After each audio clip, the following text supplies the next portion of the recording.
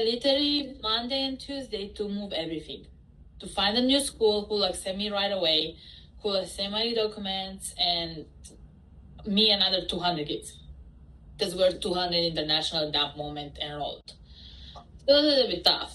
But then by Wednesday morning, the school literally we went and we saw how they put the locker, and that was it. All the offices were empty, and they said good luck to all of us. After being told good luck, everything changed. Degrees were in question, visas were at risk, futures were suddenly uncertain. There was no roadmap, just the pressure to move on. I'm Cam Cross, and this is when the Saints go marching out.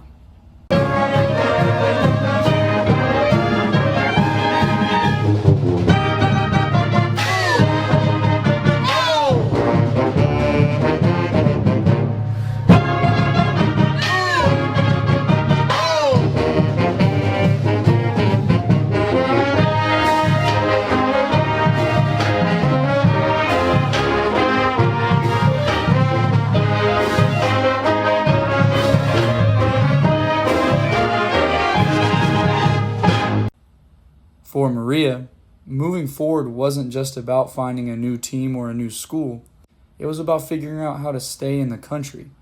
As an international student, Limestone wasn't just where she played tennis. It was what allowed her to be here. Once it was gone, everything became uncertain. She talked about how difficult the process was. Document, financial-wise and legal-wise, it was tough. Yeah. I still have friends who paid for masters and never got the refund.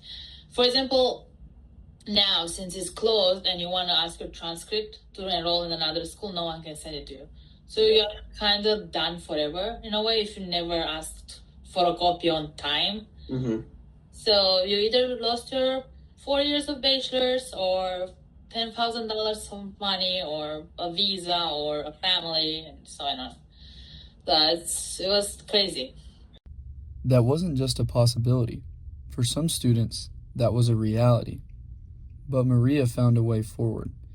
Today, she's working as a tennis coach in Southampton, New York, and she's not done building her future.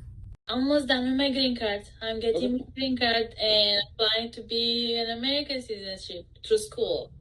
So through school and work, and I'm gonna open a PT clinical, like a clinic for rehab for athletes. Yeah. So yeah, actually all the teachers help, like all the letters from my coaches, from the Limestone teacher helped to get my green card, so. It's not the path that she expected, but it's the one she's building now. For others, the path forward started in chaos. DJ Black remembers what it felt like right after that meeting. The transition was kind of hard just because I was, Limestone was close to home for me. And also just like, that was my home. And it was just kind of like, it's just gone. So, I mean, it was hard at first, but, I worked through it, found my way. Teammates, guys you'd been working with every day, suddenly all looking for the same thing. A spot, an opportunity, a future. DJ spoke on where most of his teammates went after the closure.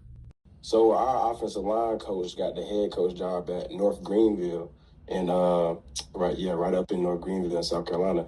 So he got a job up there. So he took a lot of, I think about 50 of them, with him. So he took a lot of them with him.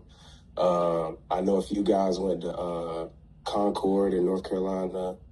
Some guys went to Newberry right down the road. Some players followed their coaches to local schools. Others had to call their career quits. Fortunately for DJ, his phone was ringing. I had a few schools. I had narrowed it down to App State, UCF, and then Michigan State, because Michigan State and UCF were my biggest offers. And I think when I went down on the visit, just being in Florida and Orlando and just the atmosphere and then the vibes that I got from the new coaching staff they had, that's just kind of what made me commit there. But even with the tension, it wasn't easy. Because now, it wasn't just about football, it was about finding stability again. DJ ends up at UCF, a completely different level. At the end of the interview, DJ gave some advice to anyone going through a similar situation. it's tough being in it, but sometimes you just gotta trust God, trust the process. Like, that's really all I could do. I just stayed true to me, bet it on me, and I knew my worth, and I just kept working through all the adversity that was in front of me, and it'll it'll work out for anybody if you just stay to the course, stay to the plan, stay focused. And while players like Maria and DJ were trying to rebuild their lives, coaches were dealing with the same uncertainty while also trying to take care of others. Michael Sauls, a reporter for the State, covered Limestone baseball coach Brett Harker during the shutdown. Sauls actually had a personal connection to Harker's story. My dad went to Furman, and I remember when Furman decided to cut their baseball team, and I remember my dad's reaction. I remember going to Furman baseball games growing up, and then learning that Brett Harker was obviously the head coach at Furman when that happened, and then was the head coach at Limestone when Limestone shut down this past year. It was kind of like, oh dang, this is much more than just baseball. This is a guy who has had the extreme, just unfortunate luck of being the head coach at two programs that have been shuttered. It stood out to him because it wasn't just bad timing. It was rare. And for Harker, that moment felt familiar. I think it was very much like and excuse my language, but it was kind of a, oh shit, not again moment. But also, if there's anyone who would be prepared for that kind of thing, unfortunately, or fortunately, I guess maybe, it was Harker. Even with this unfortunate luck, Harker's top priority was finding his guys a new place to play. He was very much putting his players before himself. It was, hey, let's put your film together. Let's help you find a place to play if you want to keep playing. Helping them build film, making calls, and finding opportunities, even while trying to figure out his own future. DJ Black described a similar experience on the football side. As soon as the shutdown happened, coaches were working to help players find new programs and new opportunities. They were making calls, reaching out to other schools, and doing everything they could to make sure their players had somewhere to go. Saul said by the time the story was written, most, if not all, of Harker's players who wanted to keep playing had found somewhere to go. What these stories show is that the fall of Limestone did not end when the doors closed. It forced people to move forward immediately, whether they were ready or not. And across both programs, one thing stayed the same. Coaches stepped in to help their players move forward, even while their own futures were uncertain. For some, that meant starting over somewhere new.